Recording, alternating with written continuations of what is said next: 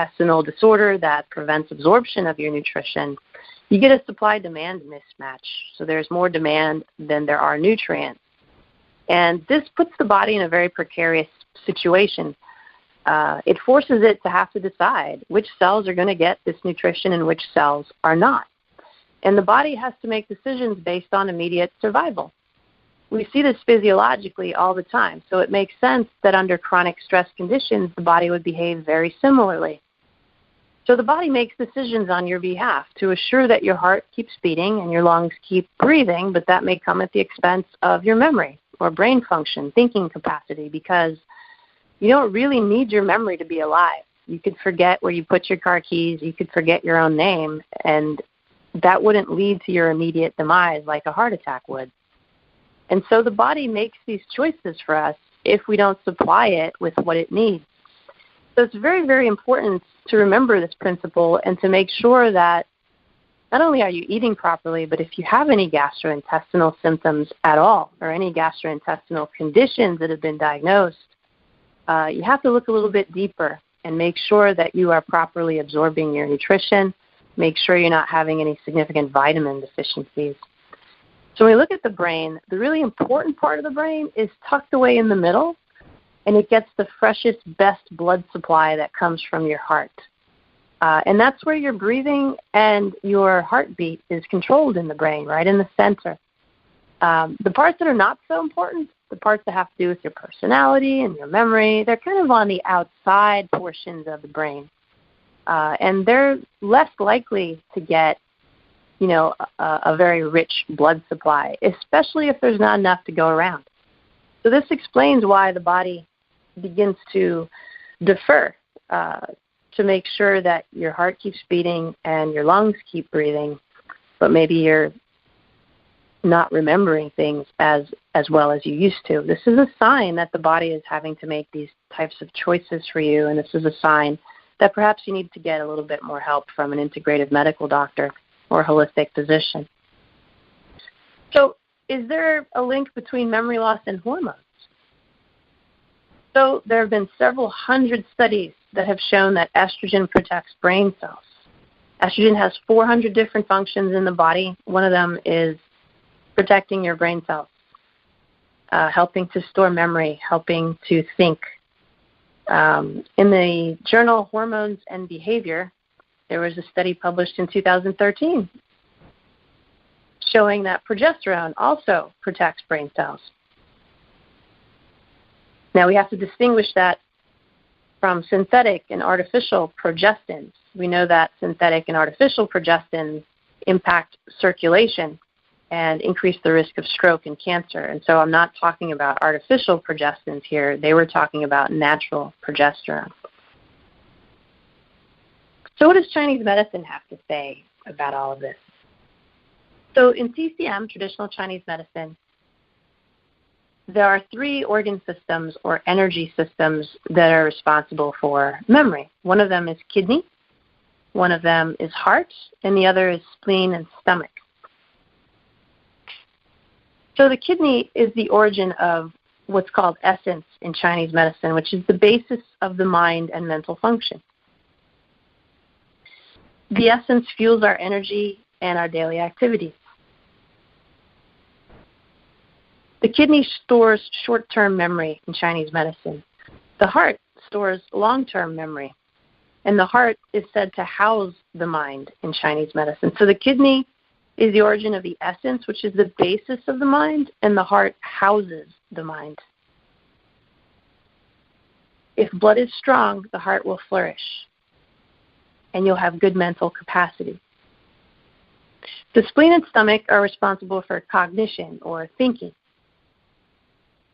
according to TCM.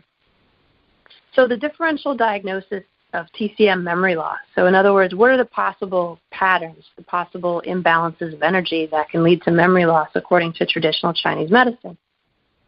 One of them is what is called spleen-Qi deficiency. In TCM, the spleen is closest to what we would call the gastrointestinal system in our conventional model. And again, remember that we mentioned that spleen-Qi deficiency is a side effect of the cholinesterase inhibitors, or the Alzheimer's medications currently in use. So in other words, they weaken the gastrointestinal system. And in weakening the gastrointestinal system, they actually exacerbate the supply-demand mismatch that caused the Alzheimer's in the first place. So while you get a short-term impact of preventing the neurotransmitters that store memory from degrading, it comes at a high price of actually exacerbating the condition long-term. So we know that the gastrointestinal system is what we call the second brain. There is a direct connection between the gastrointestinal system and the brain. And so when gut health is suffering, so is brain function. They go hand in hand and are basically inseparable. So looking at gastrointestinal disorders is critically important for preventing memory loss as well as treating and reversing it if it's been diagnosed. The second pattern is what's called liver qi stagnation and blood stasis. So the liver, according to TCM, is the stress organ. So when we're stressed, our liver is activated, and it can become stagnant, and the blood that it stores can also become stagnant. So stress, in other words, is the big cause of memory loss, according to traditional Chinese medicine. Third pattern is hot phlegm clogging the orifices. I'm sorry, is there a question? No? Okay. Thought I heard something. The third pattern is hot phlegm clogging the orifices. So phlegm, according to TCM, is a type of inflammation. And then the fact that it's hot tells us that it's highly acidic and toxic. And so this inflammation can basically clog what they call the orifices. So in other words, it kind of clogs up the brain system, and it causes memory loss for that reason and difficulty thinking. The fourth pattern is spleen and kidney yang deficiency with phlegm. So in other words, the gastrointestinal and kidney systems are both deficient at the same time. This causes a drop of body temperature and metabolism, leading to inflammation. So in other words, these are hormonal and gastrointestinal issues that are leading to inflammation. That's the fourth pattern. The fifth pattern, liver kidney yin deficiency with phlegm and blood stasis. So in other words, the liver and the kidney system. So we have stress here and hormone imbalances leading to inflammation and poor circulation. And then the last pattern is qi and blood stagnation obstructing the orifices of the brain. So in other words, again, stress. But this type of stress is different than the other type of stress we talked about earlier. So these are the ways that Chinese medicine looks at memory loss, and this is the way that I approach it in people that want to prevent memory loss, as well as in those who are experiencing memory loss. It's essentially the same. So have any Chinese herbs been studied for memory loss? Turns out that they have. So huperzine A and B have been isolated from Chinese herbs, and they've been shown to block acetylcholinesterase, much like the Alzheimer's drugs that we talked about earlier in the show, but without the side effects. So again, remember the side effects of the cholinesterase inhibitors that we talked about that are used conventionally to treat Alzheimer's dementia. The side effects are nausea, vomiting, loose stools, low appetite. So again, these are signs that the gastrointestinal system is not being supported properly. So huperzine B has been shown to do the same thing as the Alzheimer's medications, but without the side effect of causing the deterioration of the gastrointestinal system. So what can we do? What do we do? So we know that the brain is on a food chain. We know that there are things we can do to protect our memory. We know that there are things we can do to improve our memory. Certain brain functions are better protected than others if we don't have enough supply, if we don't have enough nutrition, if we don't reduce our stress significantly enough. So where do we begin? What do we do? So we're getting ready for our next commercial break, and when we come back, I'll give you 10 tips that you can start using today to protect your memory and to prevent Alzheimer's dementia in the future. Thanks for joining me on Awaken Wellness with Milen Riobe, MD, right here on Dream Vision 7 Radio. Please give me a call, 833-220-1200.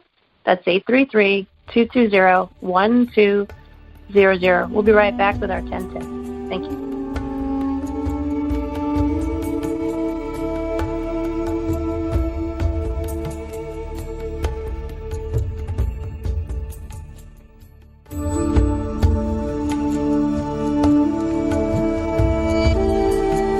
What happens when we begin to realize that the 200-year experiment we've called the American healthcare system has failed? Learn how spirituality, ancient traditions, and cutting-edge science are merging to create a new paradigm of wellness on Awakened Wellness with Milen Riobe, MD. Tune in every Tuesday at 11 a.m. and 11 p.m. Eastern Time with live shows on the first and third mornings when you can call in and ask Dr. Milen the questions that matter most to you. Dr. Milen is the medical director of the Riobe Institute of Integrative Medicine in Jupiter, Florida. For more information, visit riobeintegrativemedicine.com. Dream Vision 7 Radio Network invites you in for this dynamic, forward-thinking show. Looking for a fun and relaxing getaway? Omega Rest and Rejuvenation Retreats are a great way to unwind and renew your spirit. Stroll through the garden, relax by the lake, or try a daily yoga or movement class. You can stretch your body, quiet your mind, and do as much or as little as you choose. Located in Rhinebeck, New York, just 90 miles north of New York City, Omega's natural environment and quiet pace allow for extraordinary experiences to unfold. Learn more at eomega.org. This is Dream Vision 7 Radio Network, uniting mankind with universal love. Our shows are created from the heart, bringing each listener to a place of divine enlightenment. Breathe, relax, and enjoy. Let life flow. Welcome back to Awakened Wellness with Milen Riobe, MD. I'm your host, Dr. Milen, and today we're talking about Alzheimer's dementia, how to reduce your risk safely and naturally. So before we go into our 10 tips, I'd just like to give you a little bit of a patient caveat. Of course, I never identify my patients by name to protect their privacy, but I did have a 70-year-old woman present to my office. I'll call her Jane. This is a couple years ago now. Her mother had passed away of Alzheimer's dementia, and she was significantly concerned because her mother was diagnosed at the age of 72. Jane was very independent. She was an athlete. She loved to play golf and tennis. Very active, very sharp lady. And she came to me asking me for assistance. She wanted to know what might be placing her at risk and what she could possibly do. And so I evaluated her and noted that she had liver stagnation, transforming heat, which meant that she was feeling the impacts of stress, perhaps the stress in her mind about her mother, having been diagnosed at age 72 and her own advancing age. Perhaps it was, home stress. Wasn't really clear at the time, but we definitely knew that stress was significantly impacting her and that we had to figure out what it was and why.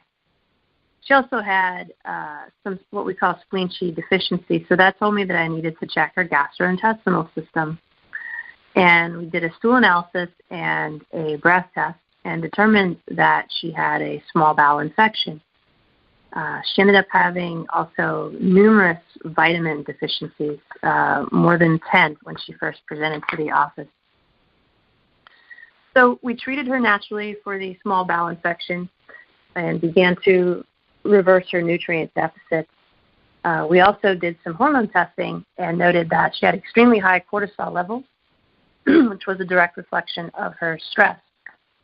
And she was estrogen dominant as a result of that. So cortisol is made under chronic stress conditions with progesterone. And progesterone is used to make cortisol if the body is under stress. And what this sets up is what's called estrogen dominance. Her estrogen level was not too high. It was simply not properly balanced with her progesterone, leading to a relative estrogen dominance. And what this set up was